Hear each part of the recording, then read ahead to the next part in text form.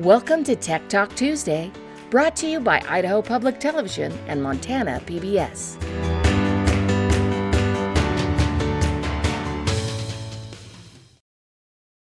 Hello, everybody. Welcome to Tech Talk Tuesday.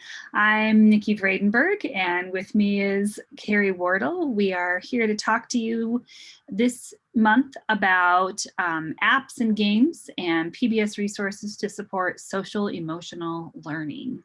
So Carrie and I are going to just take turns sharing some resources, and we don't have a slide deck for this webinar. We decided we just wanted to play show and tell and take turns sharing our screens. We're both logged in with our iPads as well, so we can demo some of our favorite apps. This session is a preview of the session that we're going to be delivering at the NCCE conference in March.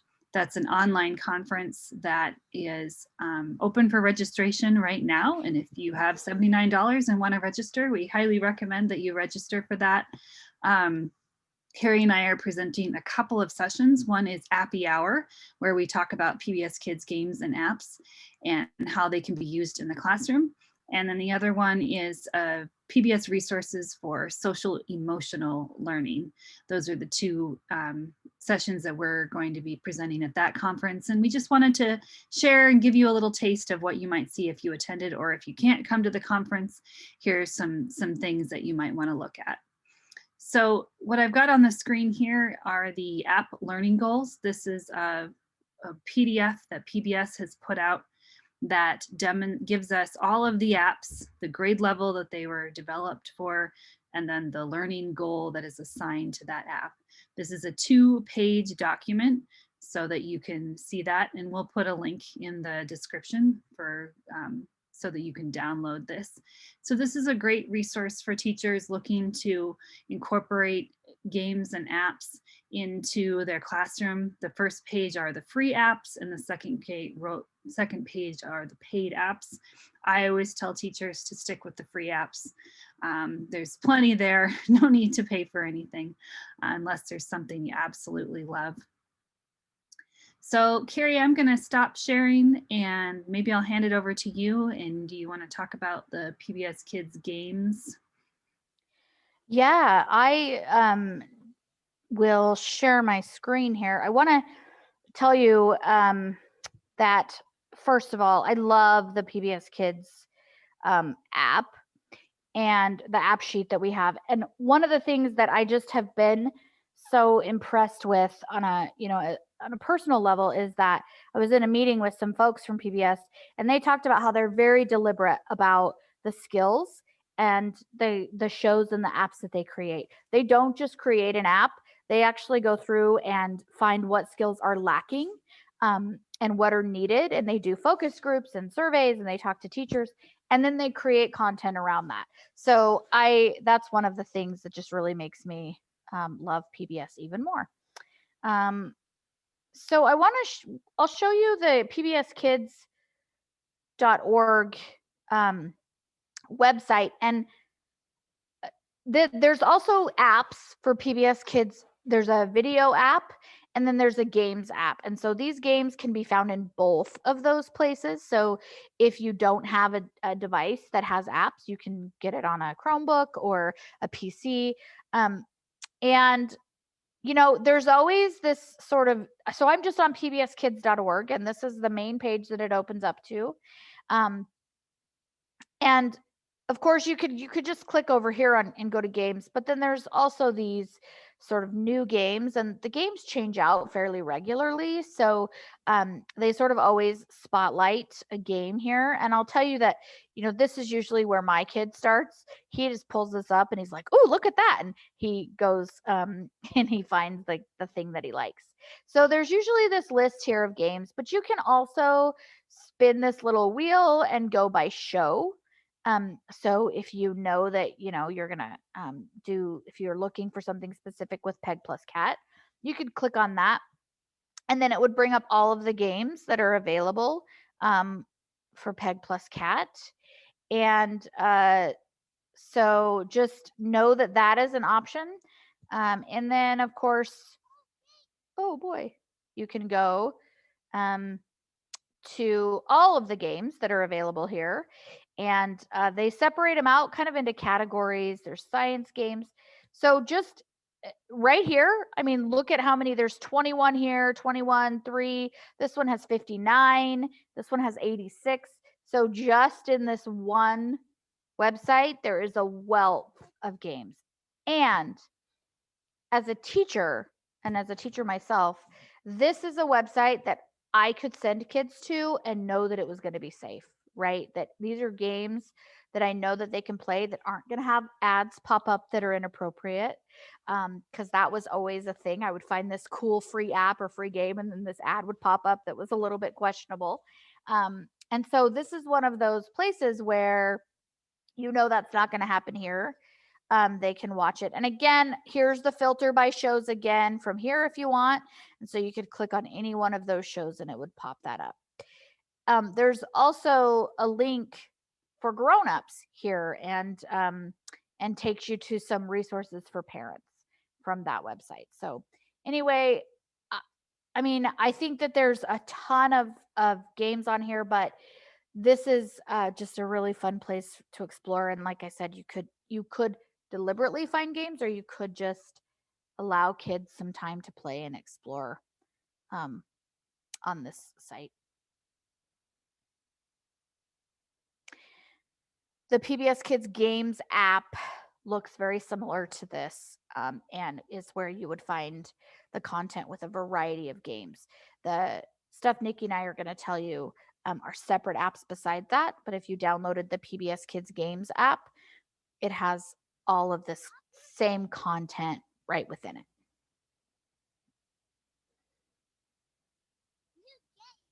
So I'm going to stop sharing and you're up, Nikki. Unless there's anything you want to add about games. No, that's great. I think the Games app is a great place to start. And I think it's a really good place if kids have any amount of free time, or if they earn free time in the classroom, and just letting them explore and find the games that they like. When I used to take these into classrooms, the Pinkalicious games were always really popular with boys and girls because there was some creativity involved with designing clothes for Pinkalicious or designing characters. And they also really loved all the Wildcrats games. Those were by far the most popular ones. I will say the app sheet that I shared, that's for the apps that can be downloaded to a tablet. Those apps don't necessarily have a counterpart on the Pbs Games website, so that can kind of be confusing. Right now there isn't, and I've asked if there was like a master list of the games in the Pbs Games website and what the learning goals for each of those, similar to the apps, but people at PBS say that there's just too many to do that. Right, that's what I was gonna say, and it changes frequently in that they keep adding new games, and they align them often to episodes of the shows and things like that. So they don't want to take it that on. would be that would be a hard database to keep track of. So I'm going to share the screen on my iPad right now, so I can show you just one of my favorite Pbs Kids apps. On my iPad, I have a folder designated Pbs apps, and I'll open that up here. The game, this is the pink one there with the hearts. That's where the Pbs game's in it. That one's hard for kids to find on the tablet sometimes because it'll change with the season. So right now it's pink with hearts, and next week it'll be green with shamrocks. You just have to keep looking for it. So the app I want to show you is this. It's called The Cat in the Hat Builds That. I'm going to turn it on and it's going to start making noise. So it is one of those loud apps. So I always tell kids to make sure their volume is way down when they go to open it. It teaches engineering. So it looks like this when they first open it up. And press the play button. And it takes them through various games and activities for practicing. Select the treehouse to go inside it. It's a little overwhelming, but I always tell kids, start with the thingamajigger. You click on this thingamajigger. And then we have a choice of game. And I'll just show you, this one is one of my favorites. It's called Bridge. Bridge-orama. And most of these apps kids can do independently. They don't need to be taught because the app talks them through and gives them directions so that they Hooray! You're what they back! need to I do. need more help building bridges. Oh, another gap. So in this one, I'm just bringing up these materials and I'm placing them into this bridge. And then I use this glue to make sure my seams are glued. And then when I'm done, I press the play button. And Here I go, go, go. And the goal is for this guy to go across the bridge without dropping any of his presents. You see on that one, he dropped one of his presents. That's a really good You opportunity made the strongest of bridges. and say, why did he drop a present? What is it about that bridge that made it so he couldn't walk steadily across? Choose this button to play this level again. Choose this Again, button. give them The dragon is much closer now. It takes them through various levels. The materials change. So it's a good opportunity Again? to talk about Oh, how will I get across this time? strongest, which of these materials are the least strong. And it also doesn't let them, see, I tried to put this one up in this area and it bounces it back. So it doesn't let them use some materials in some place. And if they just put that one in, it won't There are work. not enough pieces. So they get that automatic feedback while they're playing the game, and they get to try and experiment with how to do this. Now, the other exciting piece about this app, and I'll pop out of my Select the iPad tree here, house drop to it guide. on my screen, is that the Cat in the Hat builds a lot about that, also has a collection of lesson materials and resources available that go along with it. So if you wanted to incorporate the app into your science lessons and align it with hands-on activities and games and books to read and lessons, there's all of that available on our Pbs Learning Media website. And Carrie's going to give you a drive of that website in just a little bit. So that's my favorite app. The Cat in the Hat builds that. I'm going to hand it over to Carrie and she's going to talk about her favorite app, Pbs Kids App. Thank you. So I'm going to do the same here and share my screen. I love Cat in the Hat builds that also. Let me just point that out. And I love the idea of letting kids sort of build bridges on screen and then providing materials for them to actually, sit down and do it, right? Then the hands-on materials and following those same kind of procedures for that. So I love that. So my personal favorite app here is a coding app called Scratch Junior. And you can see it down there at the bottom of my screen. So I love coding. I'm a total nerd, and I was a total nerd when I was in the classroom teaching and taught kids to code. What I love about this app is that it's designed, so PBS tells you K to third grade, but I've done it with fourth, fifth, and sixth graders and had them be equally as engaged with this app. Obviously, a sixth grader can do a whole lot more with it than a kindergartner can, but I have seen engagement across that level of. In fact, my niece and her dad fought over it for a while. So her dad even wanted to do it. He's an architect. So the adults love it as much. But the cool thing about this is that kindergartners could do it. And so I'm just going to go ahead and, I want to point out a couple of things on this screen. You'll notice the how-to. Now, I'll tell you, I don't often see kids using this, but teachers love it. And there's a little video tutorial for you to watch about Scratch Junior and some of the coding things. I'm going to go ahead and hit start. And I'm just going to preview this really quickly for you and show you some of my favorite features, which this is the project screen. And you can click right here on this blue plus sign. A couple of cool things about this, though, is that if you hit that I in the upper right-hand corner, again, this gives you a whole bunch of information. And as a teacher, this is invaluable, especially if you've never used this. Again, this is not something I see kids using because kids are a whole lot more fearless than teachers are, and they'll just open it and go, right? But teachers often want some sort of explanation. So if you click along the bottom here to interface guide, and I'm going to open up the project and show you this, but it shows you what every one of those things does. And if you tap on any of those numbers, it tells you what that's called and what that button does. So this is a great place for teachers to go and see. And then it's the same thing with the paint editor. So again, I can click on any of those numbers and it'll tell me what that does. And then here's the blocks guide.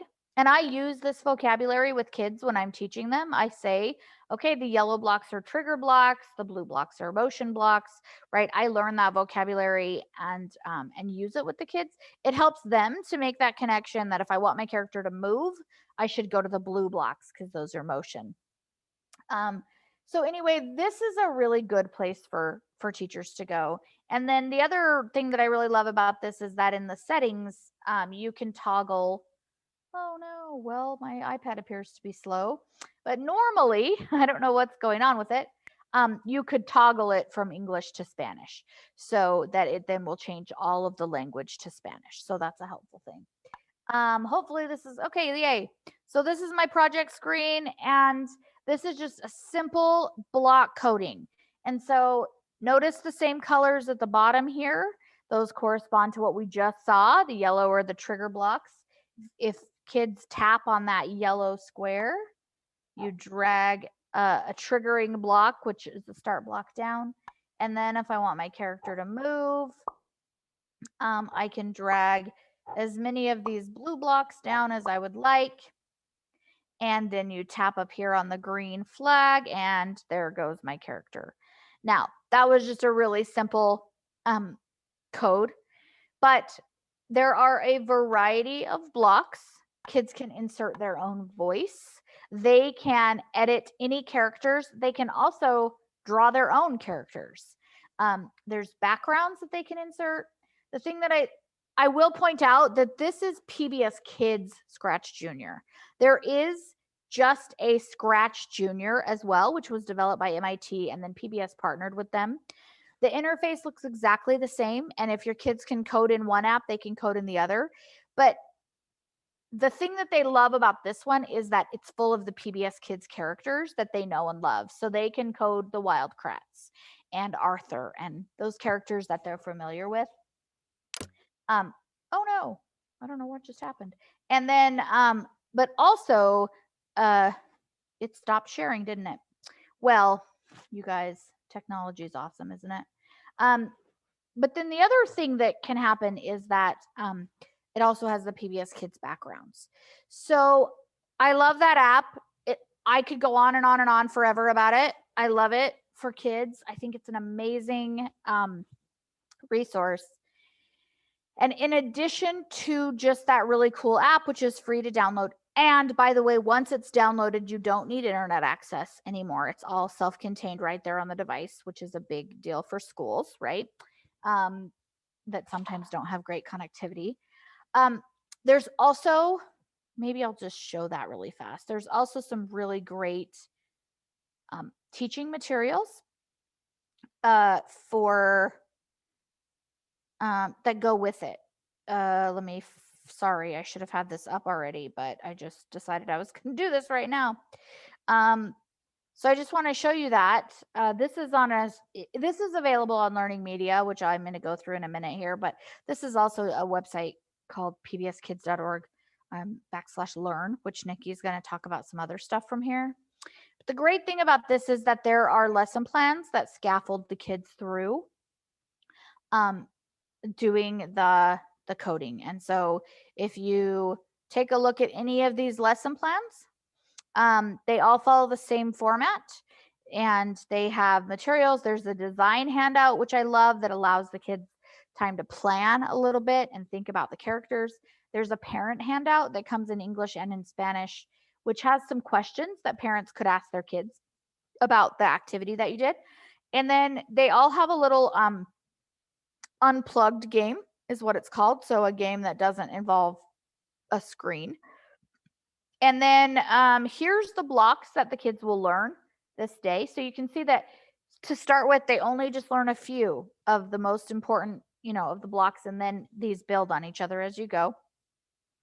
And if you mouse over if you click on any of these blue links, it comes up and tells you how to do it. So you have that, again, that little guide for you. There's a little video, and all of them come with maybe a 10-minute video. This one ends with cat stuck up in a tree, and then the kid's job is to get him out, to code him out of the tree in whatever way they can do that. And so that's what it tells you here.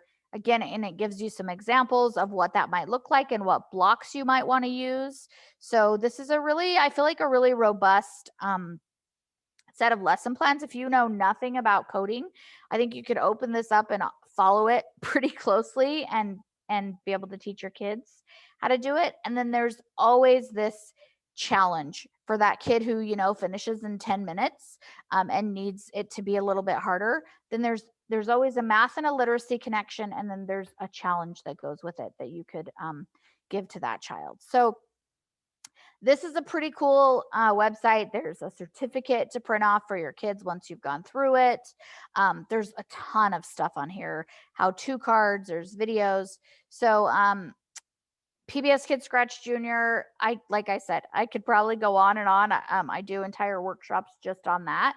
I love it. And coding is kind of it's a skill that kids need to know. So starting those in kindergarten, you could see, I hope, from that interface that there wasn't any reading, and that's why kindergartners, can do this, because you don't have to be able to read to do this app.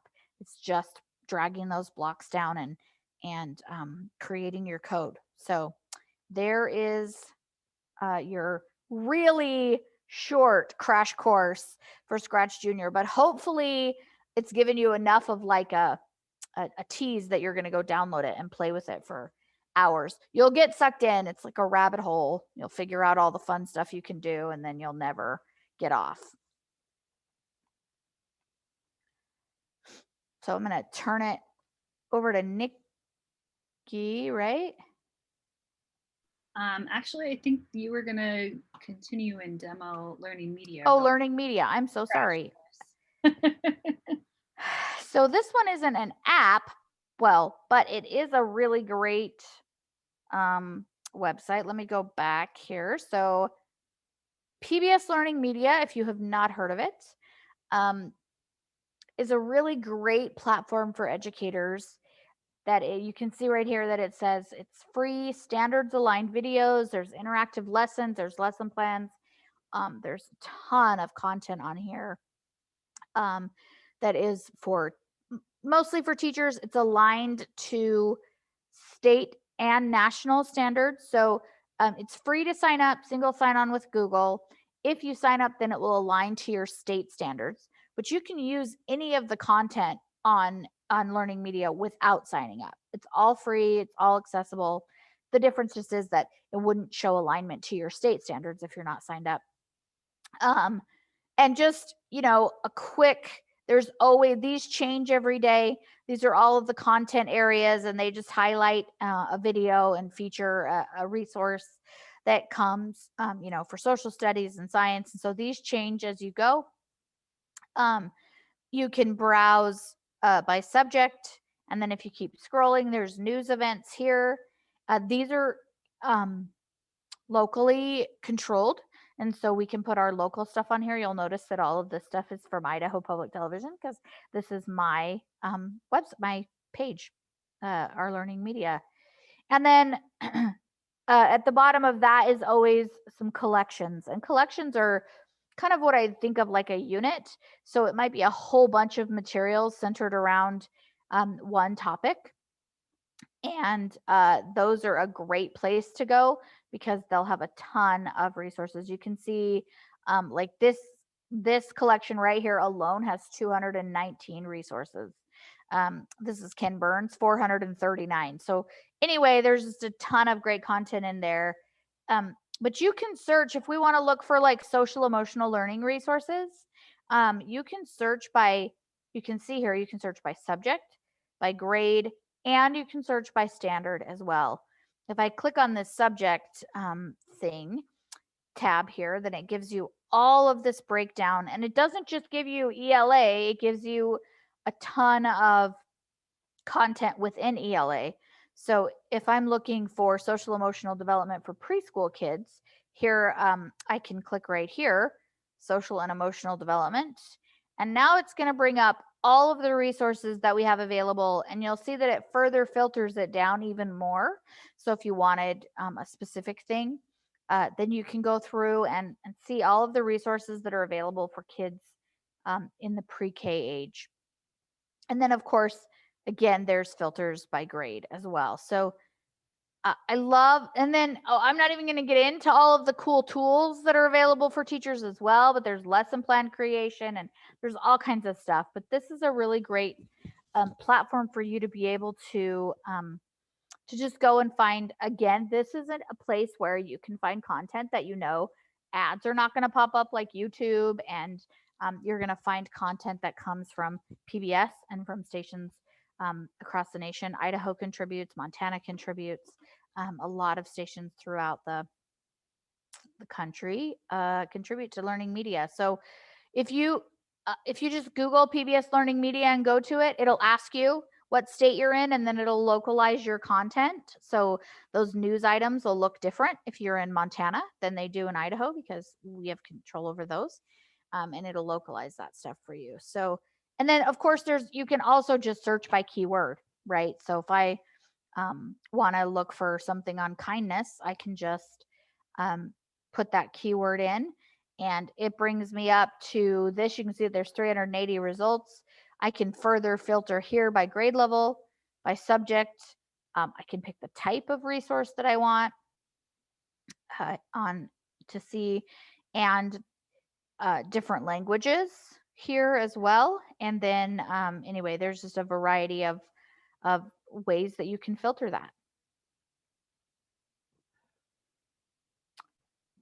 So that is PBS Learning Media, and the Scratch Junior resources that I showed you are also on PBS Learning Media. If you don't want to have to go to a different website, you could search Scratch Junior and you would find those here. Nikki referenced Cat in the Hat Builds That lesson plans. There are lesson plans on here that you can see that go with the app or the games that are that she showed you in the Cat in the Hat Builds That app. So just keep that in mind as well. So there it is right here, Cat in the Hat Builds That, and Bridgerama. So anyway, there's a variety of things that kids can do and lesson plans that go with that as well. Do you want to add anything to that, Nikki?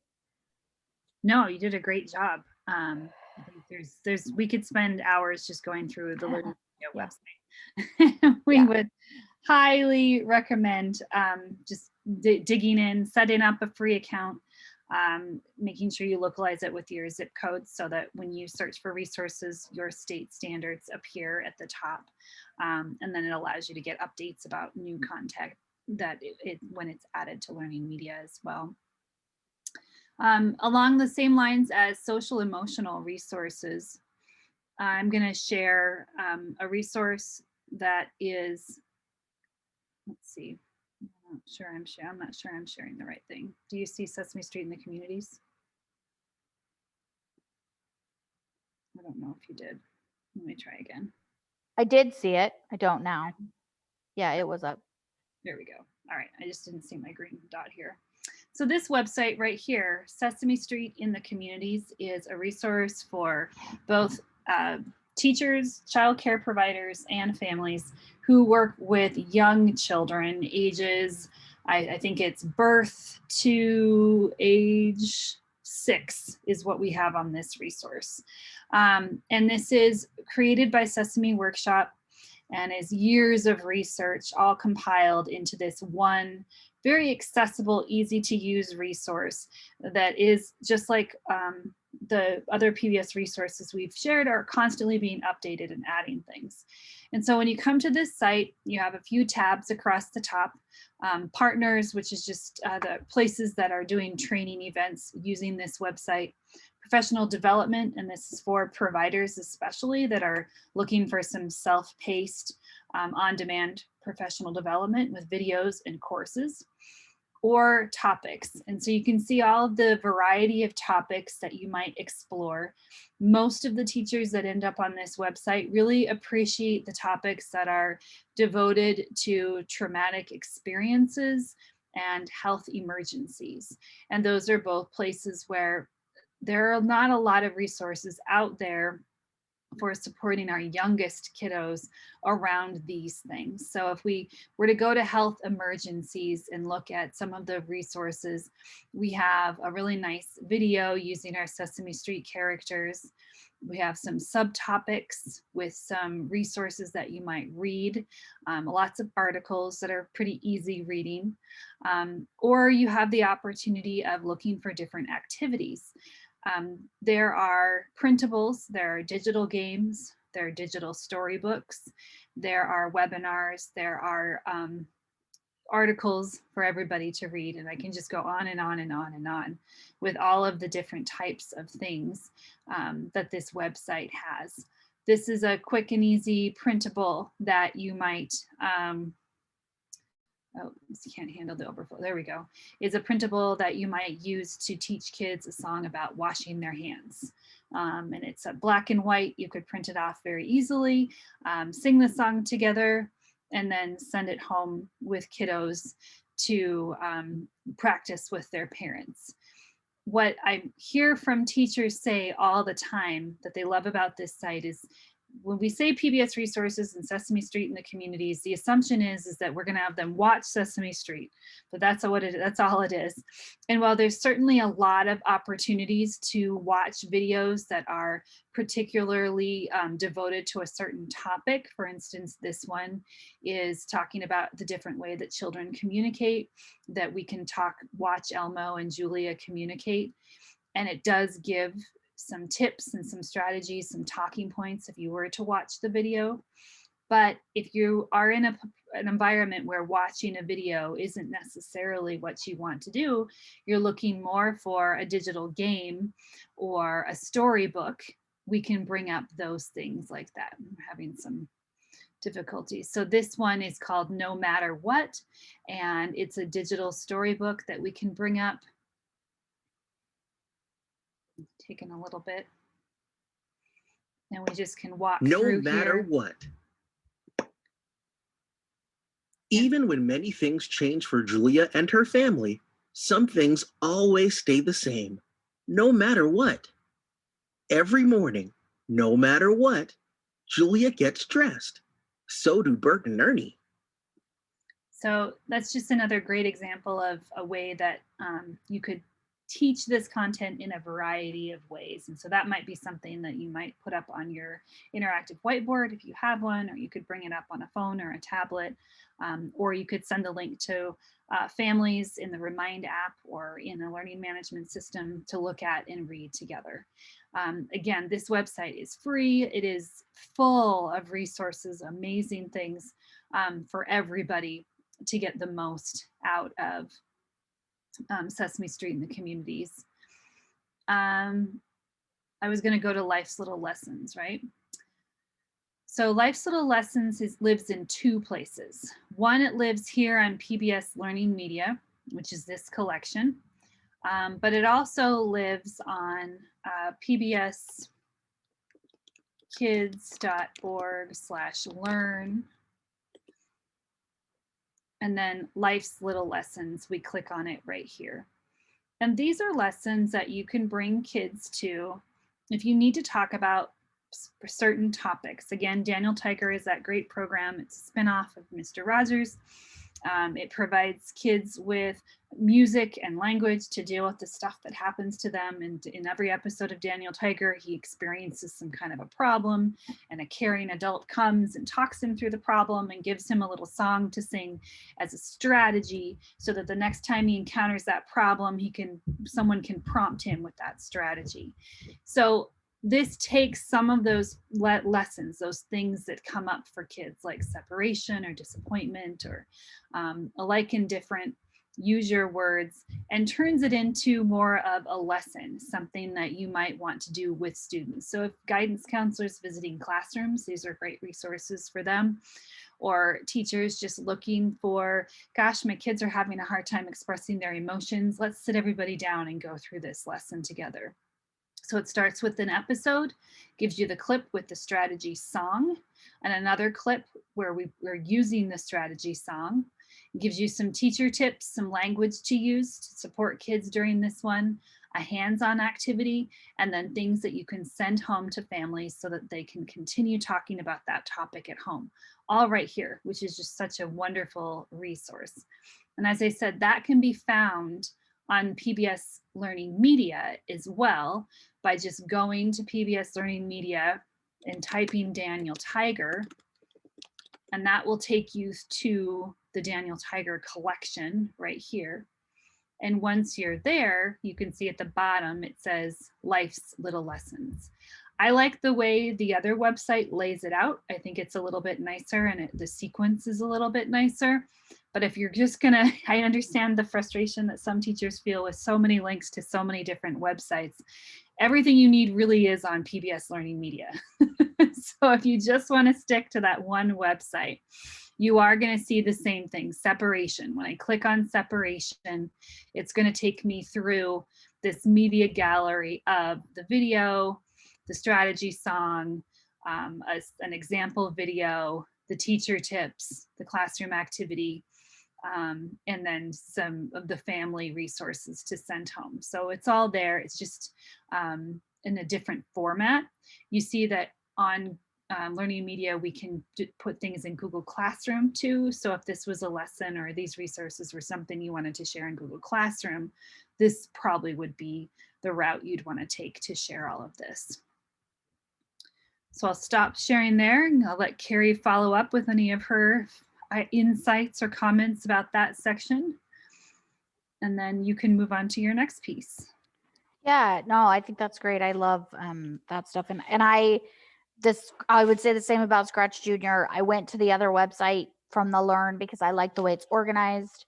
I think those lessons are easy to do in order, but you can find it as well on Learning Media, and find all of the same resources in both places. So you don't have to go to multiple sites. The final social emotional resource that we wanted to share with you is one of my favorites, also called Aim Buddy Project, and this uses Arthur. The thing that I love about this, well, there's a lot of things, but it's a buddy program. So it's designed to partner up younger kids with older kids. And I really could see this being a beneficial thing in like an after school program, especially because you have a little bit more flexibility. But it's social emotional. It talks about, there's 5 areas, and these are interactive comics. And so kids can do these on an iPad, a device, or on a Chromebook. And they focus on empathy, honesty, forgiveness, generosity, and then learning about other people and their differences and how we learn from them.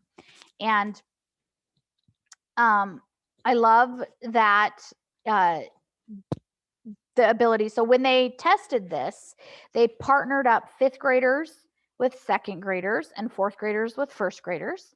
And but I know of teachers that are using this in a whole class setting. I know of teachers that are using it in social skills development, and they're doing it whole group. So there's a lot of ways that it could be shared. It doesn't just have to be a buddy curriculum, but I really love the idea of pairing kids together. And so I was trying to find educator's guide that I wanted to just give you a, yes, here it is. Okay, so this is a PDF. Can you still see that, Nikki? Okay, and you can see this is a really comprehensive document, 122 pages, but again, available just for free for you to download. What I love about this is it's I believe it's designed to, it could be 25 sessions. So this is an entire like weeks long curriculum that you can do. But there's also really great things you could just take out and pieces you could use. This stuff is obviously all of the beginning stuff and the background about it. I wanted to get to one of the lessons so you can see how they're laid out. And just kind of have an idea. So they kind of all look the same. All of the sessions are designed to have a big buddy session, a little buddy session, and then a together session. And you could do a before and an after big buddy and little buddy with some reflection. So it's really pretty flexible. So anyway, there's checklists. So here it is. So here's the little buddy. You're prepping the little guys that are going to get ready to do this. You would do a similar thing with the big buddies where you would explain to them what they're going to do and what their responsibilities are. And so this one starts by them talking together and introducing themselves to each other. So they draw a self-portrait and talk about the things that they like. And then the session where they're together asks them to work through the comic. And this is the other thing that I love here is that it even gives you books that address a very similar topic. And most of these books are available, in school libraries or public libraries, but there's books that talk about the same thing. And so this one, you work through this comic, and the cool thing about the comic is that it's interactive, and so the kids can choose what the characters do, and then they can see the effect that has on the other characters in the story. And because it's digital and interactive, they can make one choice and see how that affects the characters, and then they could go back and do it again and make a different choice and see how that different choice affects the characters. And I love that. And then of course, the idea is that the big buddy and the little buddy are together having discussions about this as they go, and they're working through the comic together and deciding what they're going to do and why they're going to do it. And so there's just a ton of really great stuff here. And another piece that I really love is as you get to the end here, let me find the thumbnails. There's a lot of really cool things about this. There's a feelings chart that the kids could download. And then here's the self-portrait activity that we talked about it. I love these think about it cards though. These come with every lesson. There's 4 for each lesson. And I've worked with teachers who are doing this in a variety of ways. You'll see that it just has some questions on there. So I know of some teachers who, with the older kids, they printed these off so that the older kids had some questions to ask the younger kids so that they weren't just sitting there staring at each other, right? Because sometimes 5th graders, they may not know what to say, or 4th graders. And so I know of teachers that made a copy, cut these out and handed them to the kids and said, if you get stuck or you're not sure what to talk about, ask these questions, right? Here's some questions. I know some teachers who use this as a wrap up at the end of their classes, and they talk together about it. I know others who do, especially with the older kids, but who do journal activities, and these are the questions that they have the kids journal about or write about. And so there's a ton of connections you can make with that, but you'll see that these are mostly how you connect to the kids can connect the story to themselves, right? So it's, have you ever hurt someone's feelings? Have your feelings been hurt? How did you think that made them feel? It's those types of questions, which I love that connection at the end. And then there's little certificates as well that you can give. This says, thanks for being my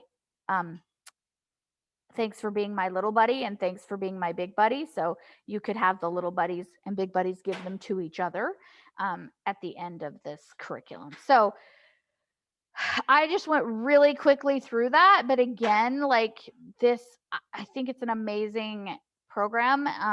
And I've done workshops with educators, and like I said, I've had special ed teachers that say they use it for social skills. And even that they have their kids do the same thing time and time again because they're able to have those conversations. The educators that they worked with for the pilot project said what an amazing opportunity this was for, first of all, the older kids to sort of have a little bit of responsibility and be examples and role models.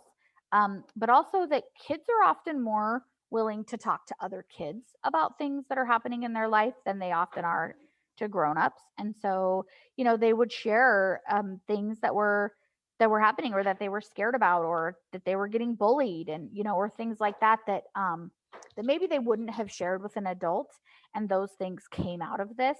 And of course, the teachers from the older grades, of course, spoke with them about making sure that they reported that and having those conversations, but that it really kind of created this space for kids who might not be comfortable telling their teacher or any other adult to then have somebody to share with.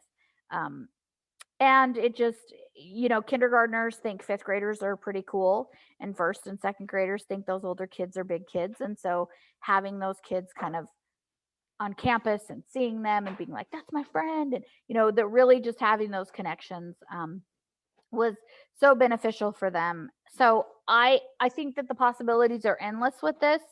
It can be used as a buddy, doesn't have to be, but it's right here. It's all, the lessons are designed and built and everything is right here for you to print off and use as you'd like. All the videos and the comics are on here as well that the kids can work through. So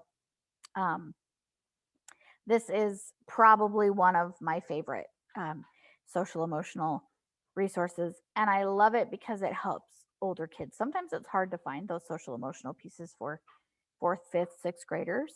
And this includes that as well. Oh, it's 20 sessions. I think I said 25. Sorry, 20 sessions designed. But again, that's if you do a big buddy session, a little buddy session, a session together, right? So you wouldn't have to do that many. But all right. Well, I think those are all the resources we were going to share today. Again, this was just a teaser for the big sessions that we're going to be doing at the NCCE conference in March. And we would highly recommend signing up for that conference. It's going to be great. There's going to be a lot of great sessions, and we hope that if you're there, you'll come and find us to learn even more about PBS resources. Thank you for watching the recording of our Tech Talk Tuesday, and we'll see you next time. Thanks. See ya.